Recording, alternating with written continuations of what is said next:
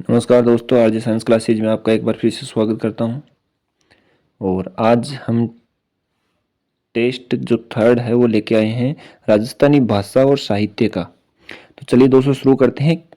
First प्रश्न है अपना, किस रासो ग्रंथ का एक पद्य प्राकृत पेंगलम में मिलता है? Option A Vijaypal Raso, option B Parmal Raso, option C Prithviraj Raso या ऑप्शन डी हमीर रासो। तो जो प्राकृत पेंगलम में जो ग्रंथ मिलता है वो है दोस्तों हमीर रासो। अगला प्रश्न है, चौपाई के साथ दोहा लिखने की पद्धति को क्या कहते हैं? चौपाई के साथ दोहा लिखने की पद्धति को क्या कहते हैं? गीति, मानसी, अवधि या कड़वक? जी हाँ दोस्तों, अपना फोर्थ ऑप्शन राइट हो जाएगा, कड़वक। अगला प्रश्न है, बुद्धि रासो काव्य है। बुद्धि रासो किस प्रकार का काव्य है? वो वीर काव्य है, चरित्र काव्य है, महाकाव्य है या प्रेम काव्य है?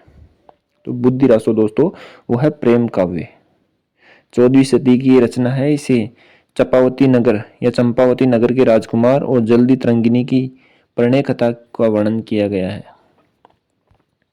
अगला प्रश्न है, प्रशस्ति मूलक मुक्त काव्य। प्रशस्ति मूलक मुक्तक काव्य कौन सा है? पृथ्वीराज रासो, प्राकृत पेंगलम, भरतेश्वर बाहुबली रास या हमीर रासो? तो प्रशस्ति मूलक मुक्तक महाकाव्य है वो है दोस्तों प्राकृत पेंगलम। अगला प्रश्न है, पूर्वी राजस्थानी के ब्रज मिश्रित रूप को कहते हैं? पूर्वी राजस्थान के ब्रज मिश्रित रूप को क्या कहते हैं? मैथिली, ब्रजबुली, डिंगल या पिंगल? तो पूर्वी राजस्थान में जो है दोस्तों उस भाषा को बोलते हैं पिंगल। जो ब्रज मिश्रित पूर्वी राजस्थानी है उसको पिंगल बोलते हैं।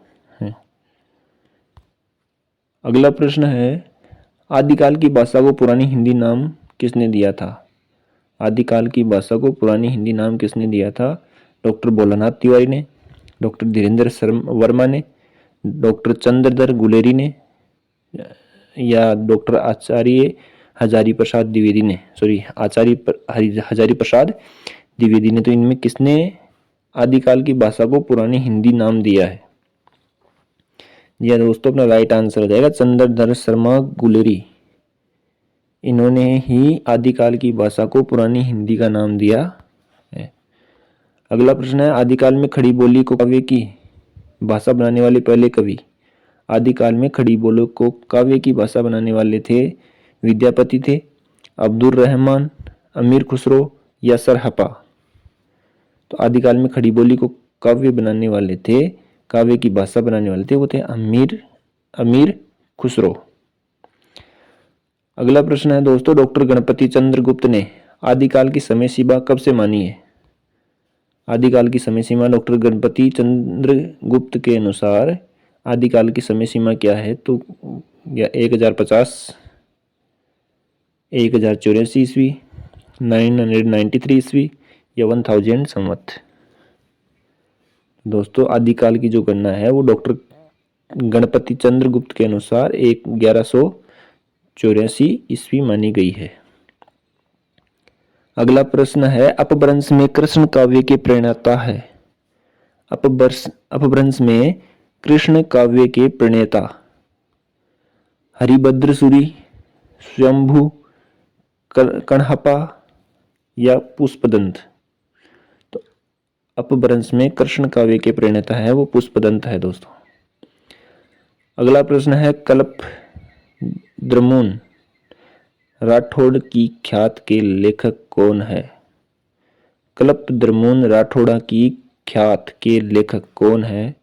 दयालदास, नरसिंहदास, लालस खत्सी या नयनचंद्र? तो दोस्तों जो राठौड़ा की ख्यात है कल्प द्रमुन उसके है लेखक दयालदास। ऑप्शन ए अपना राइट आंसर हो जाएगा। अगला प्रश्न है, माधो बारहट ने लिखी है, माधो बारहट ने लिखी है चौरी, अक्षर बावनी, लीलरास या हंसावली? तो माधो बारहट ने अक्षर बावनी लिखी थी। अगला प्रश्न है दोस्तों, चौरी के रचयिता है, चौरी है वो किसने लिखी थी? मेघग्राम मुकुल ने, कन्हैयालाल ने, असापत ने या श्रीधर व्यास ने? तो चौरी के रचयिता है दोस्तों मेघराम मुकुल। अगला प्रश्न है लीलटांस किसकी कृति है? लीलटांस किसकी कृति है? मुकुल की, नैनचंद्र की, शालीभद्र की या कन्हैयालाल की? तो लीलटांस दोस्तों वो कन्हैयालाल जी की कृति है। अगला प्रश्न है कि अचलदास खींचीरी वचनिका किस शैली की है? अचलदास खींचीरी वचनिका किस शैली की है? चारण शैली की, जैन शैली की, भाट शैली या मेवाड़ी शैली की? तो अचलदास खींचीरी वो वचनिका है वो चारण शैली की। अगला प्रश्न है दोस्तों राजस्थानी भाषा की सबसे पहली और सबसे प्राचीन राज्य जो रचना है वो क्या है? भरतेश्वर बाहुबली रास, मारवाड़ परगनारी विगत, वेली किस्नरी रुक्मणीरी या भरतेश्वर बाहुबली घोर? राजस्थानी भाषा की सबसे पहली और सबसे प्राचीन रचना है दोस्तों भरतेश्वर बाहुबली घोर। अगला प्रश्न है भरतेश्वर बाहुबली घोर की रचना किसने की थी? भरतेश्वर बाहुबली घोर की रचना किसने की थी? शालीभद्र ने, सूरी ने, वज्रसेन सूरी ने, मुनि जिनविजय ने या विजयसेन सूरी ने? तो वज्रसेन सूरी ने भरतेश्वर बाहुबली घोर की रचना की थी दोस्तों। अगला प्रश्न है कि ख्यात शैली की प्रथम रचना सबसे प्राचीन कौन सी है? ख्यात शैली की प्रथम रचना या सबसे प्राचीन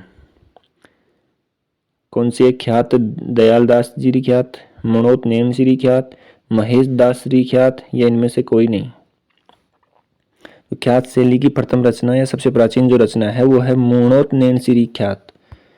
अगला प्रश्न है राजस्थान का प्रथम हिंदी उपन्यास, राजस्थान का प्रथम हिंदी उपन्यास क्या है? कनक सुंदर, अबलाओं का इंसाफ, मेमने या घरानों? ऑप्शन ए अपना राइट आंसर हो जाएगा कनक सुंदर। राजस्थानी भाषा का प्रथम उपन्यास कनक सुंदर है और इसकी रचना हुई थी 1903 में।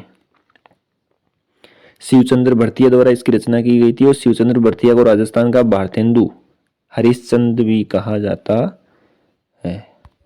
अगला प्रश्न है दोस्तों कि शिवचंद्र भरतिया द्वारा लिखित राजस्थानी भाषा का पहला उपन्यास है, यह आ चुका है दोस्तों कनक सुंदर, शिवचंद्र भरतिया के द्वारा लिखा गया, 1903 में लिखा गया था, प्रथम उपन्यास है राजस्थानी भाषा का प्रथम उपन्यास। अगला और आज का अंतिम प्रश्न है दोस्तों कि राजस्थान में पाए जाने वाला सबसे प्राचीन साहित्य, राजस्थान में पाए जाने वाला सबसे प्राचीन साहित्य चारण साहित्य, लोक साहित्य, ब्राह्मण साहित्य, इनमें से कोई नहीं? तो सबसे प्राचीन जो साहित्य है राजस्थान में पाए जाने वाला लोक साहित्य है वो है दोस्तों ब्राह्मण साहित्य। आज के लिए इतना ही, मिलते हैं फिर एक नए टेस्ट के साथ, तब तक के लिए जय हिंद जय भारत।